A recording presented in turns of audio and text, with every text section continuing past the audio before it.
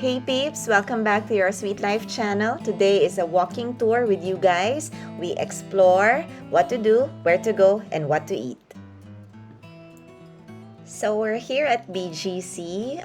It's Friday and it's around 2 to 3 in the afternoon. We're spending the afternoon at BGC. So, ito yung Bonifacio High Street. As you can see in the middle, ito yung 5th Avenue. I think there will be an event. Kung hindi tonight, maybe for the weekend. Hennessy and NBA. And this is the Bonifacio High Street. Medyo gitna na to ng Bonifacio High Street. But later, you'll see, diba, hapon pa lang. Pero, abutin ko ng gabi dito because I will be waiting for husband. And this is normally where I spend my afternoons. It's Central Square.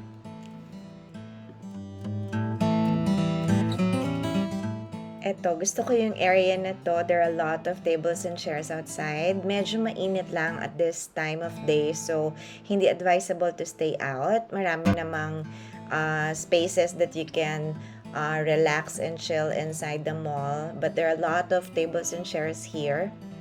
A lot of shops and dining options. Etong salad stop, medyo favorite yan. All-time favorite ko yan for lunch.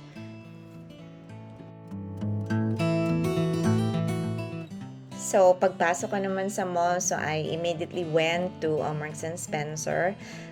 Maganda yung area dito if you wanna get things done, kung meron kang work.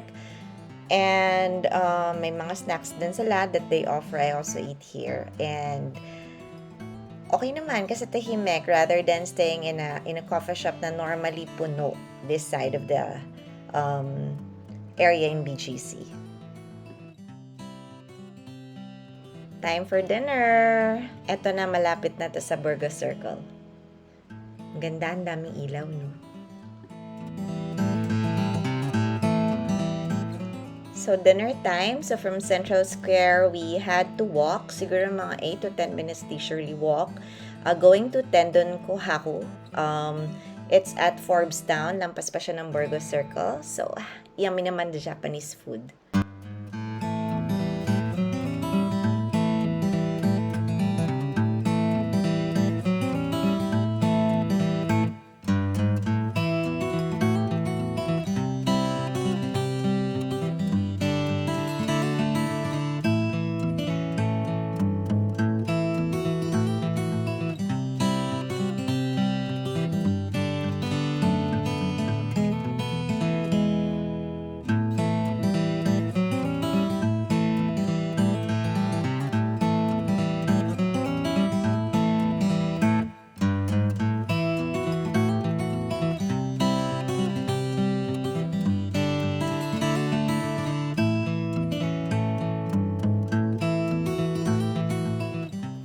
So, ayan, tapos na yung dinner. Buti na lang, nag-park kami sa medyo malayo-layong lugar. So, pwede tayong matagtag because of the food that we eat from the Japanese restaurant earlier. So, as you can see, ang daming shops dito. It's not that late. It's just 8:30 in the evening. And parang pasimula pa lang yung iba, siguro from work. They're going to spend time here for dinner before facing the commute. So, yeah. So, if earlier naglakad tayo 5 blocks away, ngayon pabaliktad naman yung lakad natin. So, hopefully it's more than 10 minutes walk. Hi, Daddy. So, ayan. Hindi lang kita pero super busog talaga kami. So, this one is the Mind Museum. So, from Burgos Circle, kakanan ka, dire-diretsong lakad. And then, dito ka na sa Mind Museum. Maganda ring pumunta dito as a family trip, weekend bonding over the weekend, diba? And here naman sa pedestrian where crossing, nakalimutan ko kung anong avenue to. But on our left is the Shangri-La, the 4th BGC, and on our right, ito yung one of the famous steak restaurants in the country or in BGC, it's Wolfgang's. So, medyo hindi pa maraming tao now, or maybe it's still early. But I think they also accept reservations. Hindi ka rin yata pwede mag-walk-in. I'm not that sure. But yeah, one of these days, sana, 'di ba? We can eat dinner there. So, eto ang High Street pa rin. So, ang High Street siguro from Burgos Circle hanggang dun sa dulo sa may Serendra before going to SM Aura.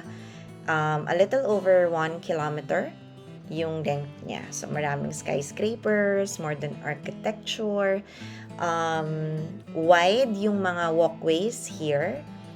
And, ayan, ang daming trees. So, nakaka-happy tumingin ng greens, diba? In the middle of the city. Marami ring mga street art, and a lot, massive presence talaga of cafes, restaurants, and different shops.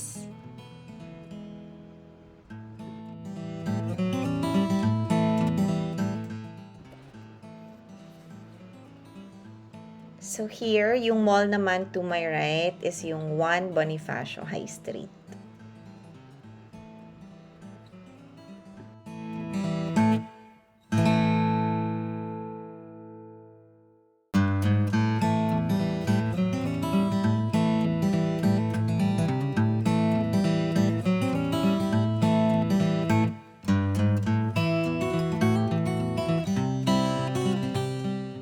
So, makikita natin, diba, pedestrian friendly dito sa BGC. So, masarap maglakad. You can also bring your pets here.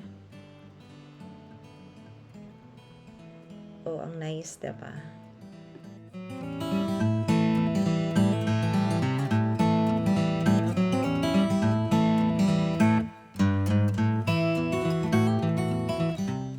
May mga street art din dito. I'm not sure lang kung may madadaanan pa tayo, but there are a lot of interesting pieces, talaga all blocks nitong Bonifacio High Street.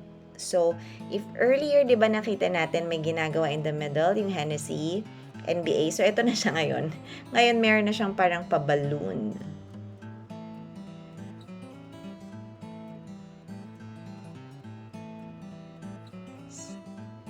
Picture lang muna, sabi ko kay Daddy. Anyways, I'm not even sure ano yung event na to, but siguro tomorrow pa to. But, ang bilis nila gawin. Grabe, ang galing. Transformation talaga from earlier on. So, eto na yung Bonifacio High Street at night. Remember kanina andito pa si Mr. Sun. So, ngayong gabi na. And, mukhang matatapos na nila yung basketball court in the middle of the street. Diba? Galing. Nakaka-happy lang kasi